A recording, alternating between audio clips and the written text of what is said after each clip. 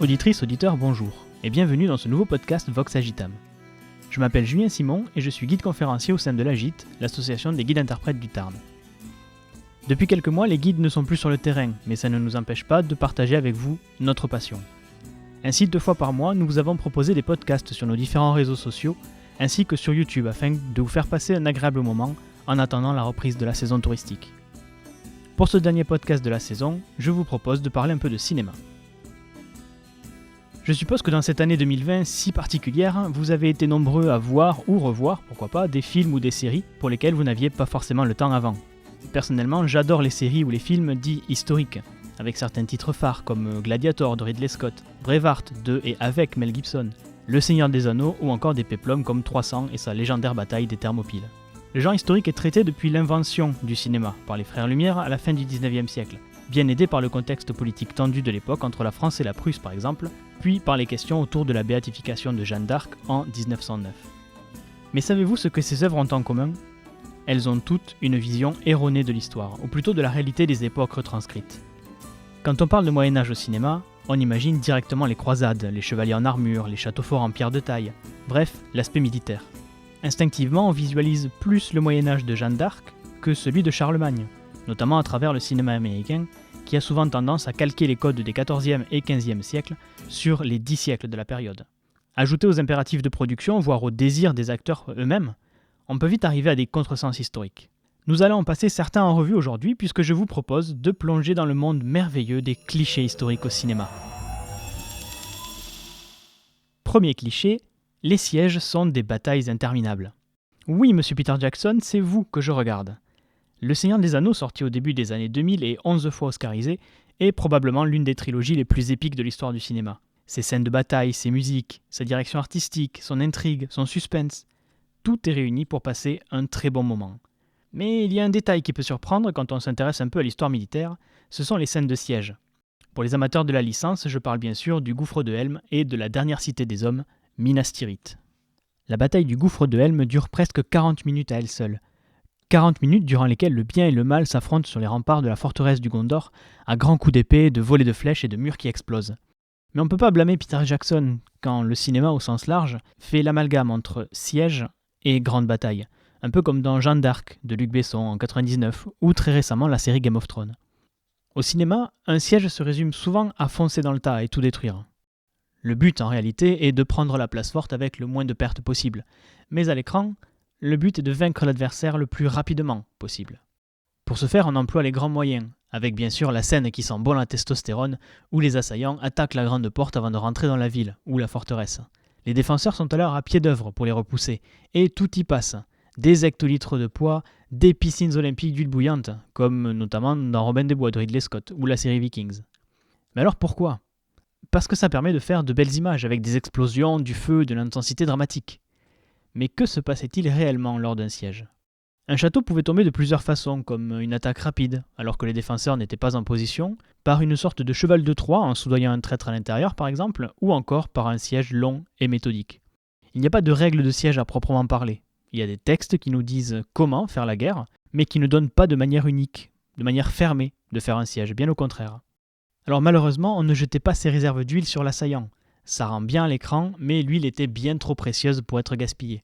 Même chose pour l'eau bouillante, car en cas de siège qui pouvait durer plusieurs mois, il était préférable de la garder pour boire, puisqu'une des premières actions entreprises lors d'un siège était de couper la place forte de son ravitaillement en eau.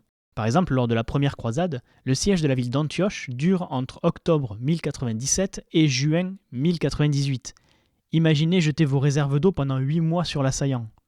Les sièges ressemblaient plus souvent à une sorte de blocus des vivres afin d'accélérer la reddition qu'à une réelle bataille continue. Alors il y avait parfois quelques combats, certes, mais qui servaient autant à tenter de prendre la place qu'à accélérer la consommation des ressources des défenseurs. Ainsi, plutôt que de jeter de l'huile, on préférait souvent jeter des excréments, des pierres, des morceaux de bois ou globalement toute autre chose qui pouvait causer quelques dégâts et ralentir l'avancée de l'ennemi. La poix, cette mélasse collante obtenue à partir de bois résineux et hautement inflammable, était certes utilisée, mais pas en quantité astronomique, car compliquée et longue à réaliser. Ah, et non, on ne balançait pas les vaches ni le poulailler du haut des remparts comme dans Sacré Graal des Monty Python, mais c'est une des nombreuses scènes iconiques de ce film parodique, alors on accepte. Pour accélérer la reddition, Les assaillants pouvaient aussi tenter de répandre la maladie à l'intérieur de la place. Par exemple, en 1345, les Mongols de la Horde d'Or attaquent la ville de Kaffa, en Crimée. L'armée mongole, victime de la peste, décida de lancer par-dessus les remparts de la ville les cadavres des pestiférés. Et les mercenaires génois qui défendaient la ville furent alors infectés.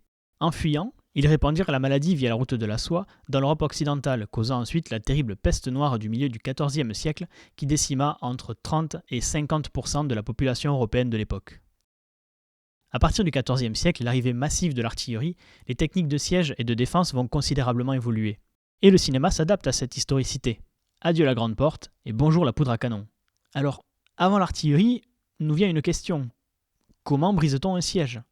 Le cinéma apporte une réponse simple, un discours motivant et une bonne charge de cavalerie. Cliché suivant justement, la cavalerie qui charge tout droit sur l'ennemi. C'est sans doute l'un des clichés les plus tenaces des films historiques, les fameuses batailles où tout le monde tape sur tout le monde en espérant que ce soit pas un copain, jusqu'à ce que la cavalerie fonce dans le tas et termine les débats. Ce sont d'ailleurs souvent des scènes iconiques à l'écran, comme dans Lawrence d'Arabie en 1962, Le Dernier Samouraï avec Tom Cruise en 2003, ou à peu près n'importe quel film historique avec Mel Gibson. Dans Le Seigneur des Anneaux, ou Braveheart justement, les charges de cavalerie sont des attaques frontales, comme une sorte de train lancé à grande vitesse qui écrase tout sur son passage. Vous voulez des exemples réels lorsque la cavalerie charge droit devant sans réfléchir ? Crécy, Azincourt, Waterloo entre autres, 3 défaites traumatisantes pour la France, 3 victoires encore célébrées en Angleterre. Les batailles antiques et médiévales étaient avant tout des parties d'échecs, avec des coups d'attaque, des coups de défense et des moments de repos. Prenons par exemple l'excellente série Rome au début des années 2000. Vous avez là une des rares représentations de ce que devait être une bataille antique, c'est-à-dire avec des formations bien compactes, bien définies, où celui qui en sort en paie immédiatement le prix. Les formations étaient cependant lentes à manœuvrer, et c'est là qu'entre en scène la cavalerie. Son objectif était justement de tirer avantage de la faible maniabilité des formations en allant rapidement d'un point A à un point B afin de déstabiliser l'adversaire et ou le prendre à revers. Une frappe éclair, chirurgicale en quelque sorte, bénéficiant de l'effet de surprise. Mais ce n'est pas l'orientation choisie par le cinéma qui préfère 80 bonhommes qui crient « Ya !» à une tactique raisonnée. Mais pour rendre une charge encore plus épique à l'écran, il faut justement en rajouter des pics. Depuis Alexandre le Grand, les soldats à pied étaient équipés et entraînés à lutter contre la cavalerie. Par exemple, lors de la bataille de Gaugamel en 331 avant notre ère, Alexandre laisse le roi de Perse Darius III utiliser sa plus grande arme, ses célèbres chars à faux, des attelages munis de lames latérales censés faucher les ennemis, humains comme chevaux. Mais Alexandre a un plan. Il demande à ses troupes de former une petite souricière, comme il les appelle, une ligne de lance hérissée dont le centre se recule de plusieurs mètres. D'instinct, le cheval adverse évite les lances des premiers rangs et fonce tête baissée dans le piège central. Alors revenons à nos écrans. Il est assez intéressant de noter que les 2 scènes les plus cultes du Seigneur des Anneaux, par exemple, sont quasiment identiques. Une charge de cavalerie sur une ligne de lance hérissée. Mais alors pourquoi ça marche ? Alors que nous venons de voir clairement le contraire avec Alexandre. Ça marche parce qu'on a envie que ça marche. Le spectateur veut voir du spectacle. Il veut voir la grande chevauchée, la victoire difficile de la justice sur l'oppression, du bien sur le mal. Et vous savez ce qu'aime aussi le spectateur ? Des duels à l'épée. Ce qui nous amène à notre cliché suivant, les armures protègent de tout, ou de rien. En regardant un film, on a souvent cette impression d'invulnérabilité du personnage principal. Et si l'on regarde attentivement, on s'aperçoit que son armure est étrangement plus résistante que celle de tous les autres personnages, surtout celle des figurants en arrière-plan, qui passent généralement un sale quart d'heure. Il va de soi que l'armement a largement évolué au fil des siècles. Ainsi, un hoplite grec n'a pas les mêmes armures ou armes qu'un légionnaire romain ou qu'un croisé. Et sur un champ de bataille, il vaut mieux ressembler à un chevalier du XVe siècle en armure de plaque, plutôt qu'à un spartiate en slip noir et cape rouge. C'est justement lui qui va nous intéresser ici. Le chevalier du XVe, pas le soldat huilé en slip. Prenons le film Jeanne d'Arc de Luc Besson, sorti en 1999. On y retrouve les clichés évoqués plus haut, l'huile bouillante, balancée par marmite, les sièges ou les mêlées générales, on ne sait plus trop. Mais arrive un nouvel élément. Si vous êtes un personnage principal, pas besoin de casque ni de protection. Votre visage parfaitement photogénique et votre armure invisible en poil de scénario vous rendent totalement invincible. À l'écran, dans un combat chorégraphié, l'armure n'est qu'un costume, et un simple coup d'épée peut terrasser son porteur et l'envoyer valser sur plusieurs mètres. Mais en réalité, une armure, c'est solide, sinon les soldats n'en porteraient pas. Enlever son casque ne se faisait qu'en de rares occasions, et pour un but précis, comme en 1066 par exemple à la bataille de Hastings, où Guillaume le Conquérant dut enlever son casque pour se faire reconnaître par ses hommes et mettre fin aux rumeurs de sa mort au combat. L'armure n'est pas une fantaisie ou une décoration, mais c'est clairement la différence entre la vie et la mort. La majorité des coups ne visaient donc pas l'armure en elle-même, mais ses points faibles, comme des ouvertures aux aisselles, à l'aine, à la base du cou ou toute autre partie à découvert. On oublie donc le héros qui taille l'ennemi à tout va et qui bat tout le monde en un coup. Pour s'en rendre compte, on peut étudier les traités de combat médiévaux comme le Fleur de bataille au XVe siècle ou le Codex Wallerstein rédigé au XVIe qui nous apprennent à manier différentes armes comme l'épée à deux mains, la dague, la lance, etc. pour soumettre son adversaire sans forcément le tuer. Et oui, puisqu'à la fin du Moyen-Âge, la capture puis la rançon d'un prisonnier est plus intéressante que sa simple mise à mort. Mais dans un film à grand spectacle, les héros préfèrent taper sur tout ce qui bouge, les scénaristes considérant sans doute que ça fait plus médiéval. Sachez qu'il existe de nombreuses mesnies en France qui font vivre ces traditions de combat, comme la mesnie des Loups de Larn, qui intervient sur plusieurs sites de notre région et que nous avons le plaisir de côtoyer l'été lors de nos visites sur le site du Château de Penne par exemple. Avant-dernier de nos clichés, le paysan, au Moyen-Âge, est forcément sale et habillé en noir. Les deux zones géographiques les plus connues en ce qui concerne l'Antiquité sont sans aucun doute la Grèce et Rome. Les paysans y portaient la tunica, une chemise en lin à manches courtes serrée autour de la taille et qui descendait jusqu'au-dessus des genoux. Ils ont très tôt maîtrisé l'art de la teinture, permettant de porter des couleurs très diversifiées. Ainsi, les vêtements pouvaient être teints avec différents produits végétaux ou animaux. La garance, utilisée jusqu'à la Première Guerre mondiale pour teindre les pantalons des poilus par exemple, ou la cochenille, un petit insecte, permettait de teindre en rouge. Pour l'anecdote d'ailleurs, la cochenille est encore utilisée aujourd'hui comme colorant pour des bonbons ou des produits de beauté. Le vert était obtenu par matière végétale, comme les feuilles d'ortie. Le bois d'aulne donnait de l'ocre ou du marron. Les genêts donnaient des teintes jaunes. Tout comme le cartame, cette plante qui ressemble un peu au chardon et que l'on surnomme le safran des teinturiers. Mais quel est le lien avec le cinéma, me direz-vous ? Eh bien, à l'écran, lorsqu'arrive la date généralement utilisée pour définir l'entrée dans le Moyen-Âge, c'est-à-dire 476, tout ça disparaît. D'une antiquité raffinée, colorée, on se retrouve avec des bouseux analphabètes qui patochent dans la crasse. Et cette vision déteint aussi sur les vêtements, littéralement. De vêtements colorés, on passe au haillons gris, déchirés, sales. Le message à l'écran est simple. Eux là, pieds nus avec des tabliers grisâtres et des chemises trouées, ce sont des paysans. Ils sont sales, ils sentent mauvais, ils sont pauvres, des paysans. En réalité, les paysans de la seconde moitié du Moyen-Âge portaient une chemise en toile, aussi appelée chance, ainsi qu'un pantalon en toile, les braies. Les braies et les chausses étaient reliés par une ceinture, la braille, qui a donné d'ailleurs l'expression être débraillé. Une tunique rudimentaire, appelée la cotte, était portée par-dessus la chemise et constituait le vêtement de base. Les couleurs parfois utilisées pour ces vêtements n'étaient pas de très bonne qualité et devenaient assez rapidement ternes, mais elles avaient au moins le mérite d'exister. Lorsqu'on regarde une œuvre, il est important de se remettre dans le contexte de sa création. Ainsi, lorsque la Bible dite de Maciejowski, composée uniquement d'enluminure, est réalisée au XIIIe siècle, le peuple hébraïque est représenté habillé à la mode du XIIIe siècle, la diversité de couleurs étant assez stupéfiante. Mais alors pourquoi le cinéma nous présente un paysan moyen gris et sale ? La réponse est simple, cela permet rapidement au spectateur d'identifier clairement les différents personnages.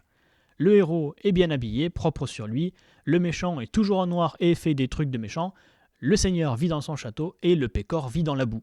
Certes, les vêtements devaient être pratiques avant d'être beaux, puisqu'ils servaient également de vêtements de travail, mais cela ne les empêchait pas d'être colorés. Un des clichés tenaces également du cinéma médiéval, c'est qu'on se bat tout le temps. En mettant de côté les films ou les séries atemporelles comme Le Seigneur des Anneaux ou encore Game of Thrones, il est intéressant de constater que la période de l'année, voire de la semaine, importe peu lorsqu'il s'agit d'aller défendre son royaume ou plus généralement guerroyer. Rares sont les films où on entend « Attendez les gars, c'est dimanche, on peut pas y aller, c'est la trêve de Dieu ». La génialissime série Kaamelott d'Alexandre Astier, débutée en 2005, tente bien d'amorcer le sujet, mais cela reste un biais humoristique.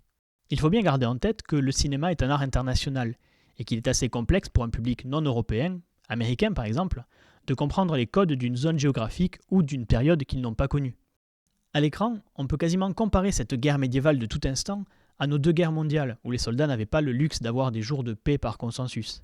Pourtant, certaines périodes amenaient un ralentissement dans les conflits directs. L'hiver médiéval ne marquait pas un arrêt de l'activité guerrière, puisque les pillages, les politiques de terre brûlée, les opérations de harcèlement ou de guérilla continuaient. Mais les batailles rangées étaient moins nombreuses, principalement dues à la difficulté du ravitaillement en cette période. D'autres périodes pouvaient intervenir dans l'année, comme la quarantaine le roi. Instaurée par Philippe II Auguste au tournant du XIIIe siècle, puis reprise par son petit-fils Saint-Louis, la quarantaine le roi était l'interdiction de déclarer la guerre à un seigneur dans les 40 jours suivant un affront. Les deux parties devaient, durant cette période, tenter de régler leurs différends pour éviter les guerres privées, des pertes financières, des pertes humaines évidemment, et des destructions dans les fiefs. Ne pas respecter la quarantaine le roi était considéré comme un crime de lèse-majesté, car en bravant cette période, on bafouait l'autorité directe du roi, ce qui était puni de mort. On ne se battait pas non plus le dimanche, ni de l'Avent jusqu'à Pâques, ni le jeudi, le vendredi, le samedi ou le dimanche, par respect pour la scène et la passion du Christ. Ça laissait pas beaucoup d'occasions. C'est ce qu'on appelle la trêve de Dieu. Dans le Liber Historiae Francorum, le livre de l'histoire des Francs, écrit vers 727, l'auteur anonyme y raconte la bataille de Vinchy, qui eut lieu le 21 mars 717, un dimanche, et en plus en pleine période de carême. Néanmoins, l'auteur, faisant tout de même transparaître son mécontentement, précise que s'il y a eu un vainqueur, c'est que Dieu devait être d'accord. Les œuvres traitant réellement de cette trêve de Dieu sont assez rares, mais une large majorité l'utilisent à des fins scénaristiques. La série Vikings, par exemple, qui vient à peine de s'achever, utilise parfaitement cette information en se basant sur un événement réel. En effet, à la fin du 8e siècle, les Vikings ont appris à connaître les habitudes liturgiques des Anglais. Ils savent que de grandes richesses se trouvent dans les monastères et que certains jours, les armes sont proscrites. Le 8 juin 793, un dimanche, les Vikings attaquent et pillent le monastère non défendu de Lindisfarne à la pointe nord-est de l'Angleterre, plongeant le monde occidental dans l'effroi pour les 2 siècles et demi à venir. Au final, les œuvres que je vous ai citées et les exemples que je vous ai donnés ne sont évidemment pas exhaustifs, mais dressent un rapide portrait de quelques clichés historiques assez tenaces. Comme le dit François Ami de la Bretèque, professeur émérite d'études cinématographiques, le Moyen-Âge populaire, dans le grand public aujourd'hui, n'est pas celui des historiens. C'est un Moyen-Âge vulgarisé, hérité d'une longue chaîne d'œuvres et de représentations dans tous les domaines artistiques. Et il est vrai que le réalisme historique à l'écran passe souvent après des questions de divertissement, d'esthétique ou bien sûr de budget. On est alors en droit de se demander pourquoi le cinéma utilise encore ces clichés aux dépens de la réalité historique. Tout simplement parce que c'est trop cool. Les charges de cavalerie sur de la musique épique, les batailles à grand spectacle, les personnages facilement reconnaissables qui plongent directement dans l'intrigue, les duels chorégraphiés à l'épée entre le héros et le méchant, les discours galvanisants sur l'espoir et l'amitié pour motiver les troupes avant de charger sur l'ennemi. Tout ça déclenche en nous des sentiments de fierté, d'angoisse, de peur, de courage aussi. Certes, ce sont des stéréotypes, mais plus encore, ce sont des leviers qui nous permettent de vivre ces films encore plus intensément. Et c'est sans doute ça, la magie du cinéma.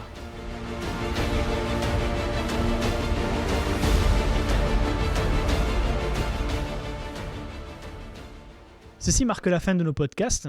Merci à tous de nous avoir suivis pendant cette période hivernale. Les podcasts sont tous disponibles en illimité gratuitement sur notre site internet www.lesguidesdutarn.com et sur nos différents réseaux sociaux que vous trouverez bien sûr en description. N'hésitez pas à vous abonner à la chaîne pour y retrouver toutes nos vidéos agitées à venir. Sachez également que nos podcasts sont rediffusés tous les premiers jeudis du mois à 10h et tous les premiers samedis du mois à 14h sur Radio Albiges 95.4 et 104.2. Toute l'association se joint à moi pour vous souhaiter une excellente fin de journée et on espère vous retrouver le plus tôt possible sur le terrain pour cette année 2021. Merci à tous et à très bientôt.